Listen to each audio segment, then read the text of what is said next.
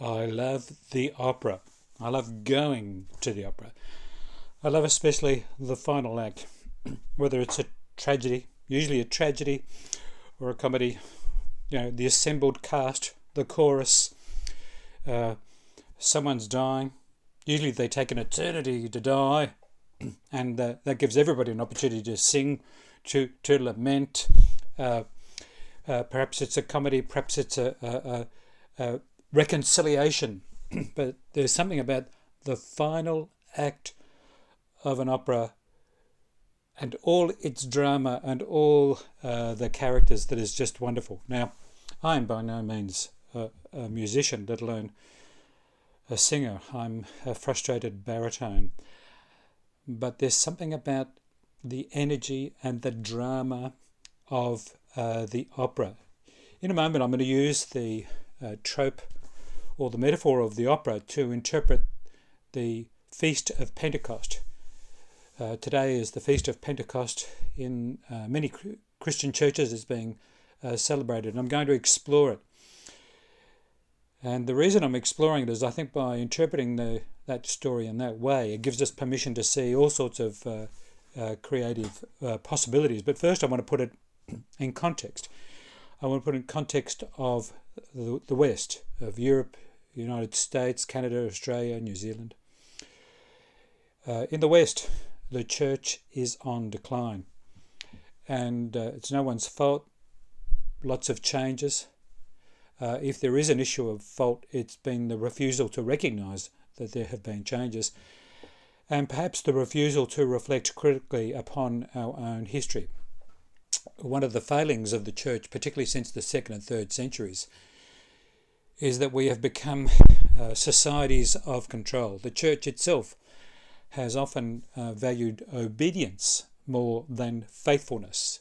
It's created a culture of obedience which has been reinforced by often punitive understandings of the faith, with an overemphasis on theories of sacrifice and what I think are the misuse of theories of atonement. In other words, obedience became the thrust of the mainstream church for centuries.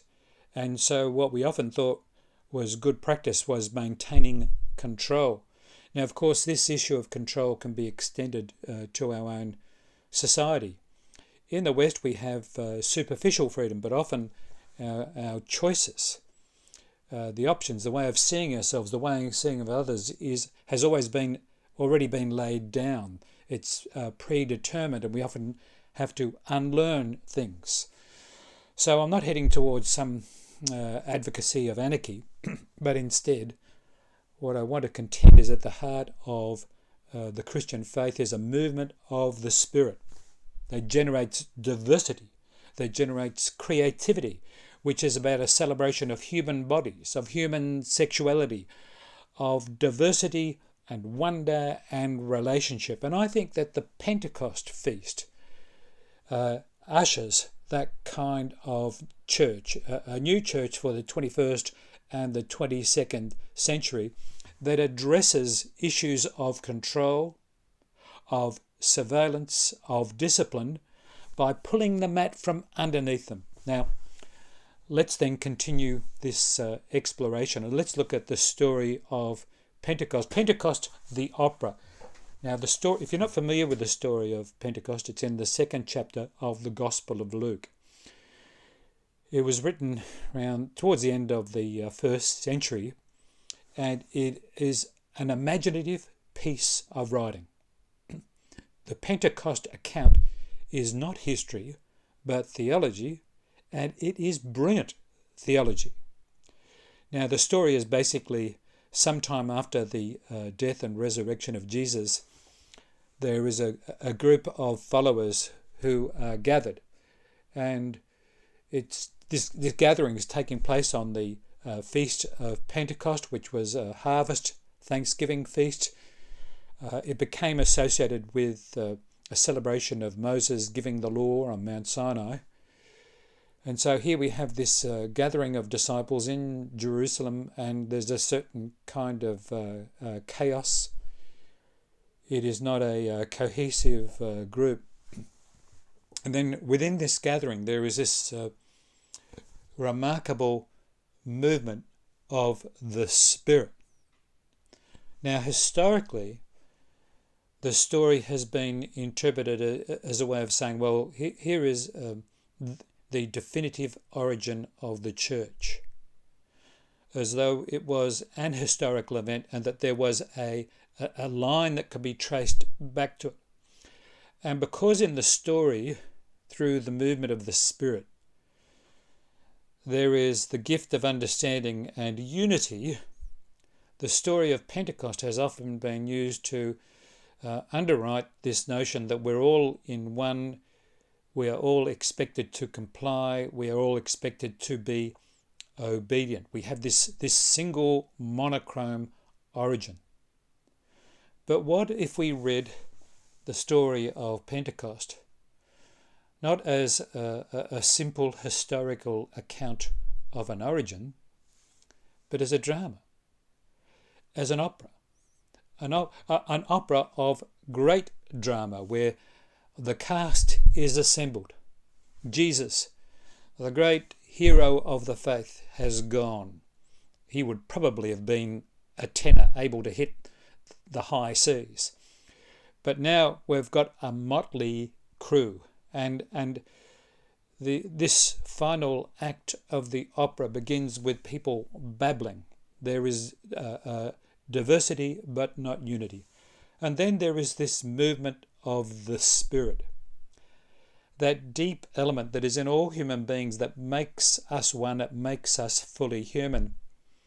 And in this context, the Spirit comes alive.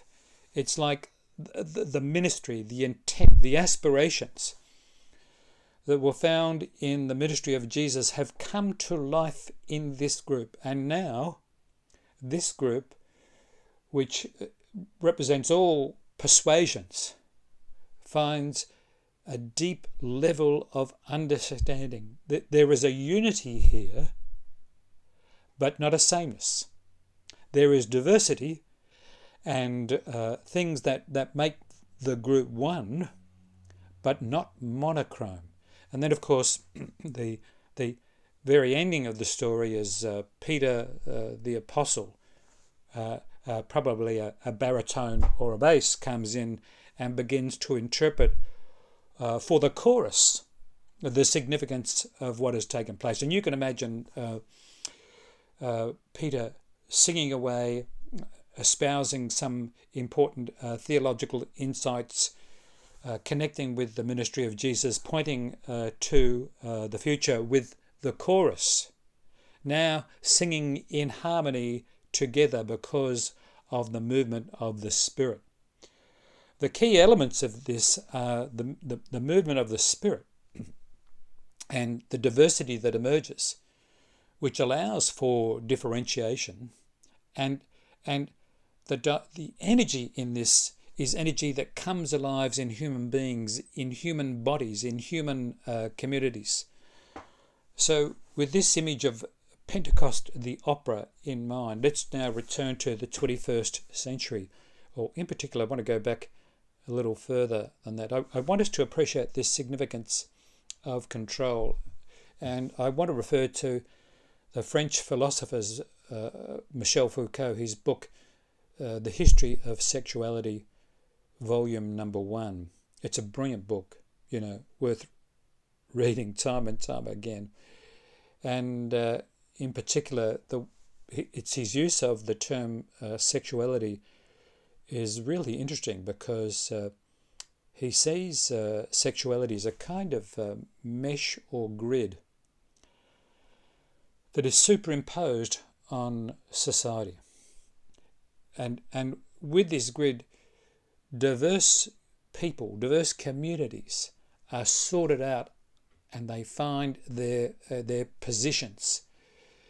And often in that process of being sorted out and placed in these boxes, when the grid of sexuality is deployed in the 19th and 20th centuries, all sorts of people are marginalised. And so in this brilliant book, Foucault looks at how women have been marginalised. In the 19th century, there was the notion of the hysterical woman, which gained some currency. There was the whole issue of the gay man, or what was known as the invert in the 19th century, and also the problem of children's sexuality, adolescent sexuality. What do you do with it? These are examples that Foucault uses of really the beginnings of what we would know as the control society. So for Foucault, there is this notion or grid known as sexuality. And it's about how we're sorted out. And the idea is that sex, which is related to the use of this grid, is the truth of our lives. That's the be-all and end-all of our lives. Now, what Foucault did was he recognised that we learn these things, these attitudes, these norms, this grid implicitly. It becomes part and parcel of who we are.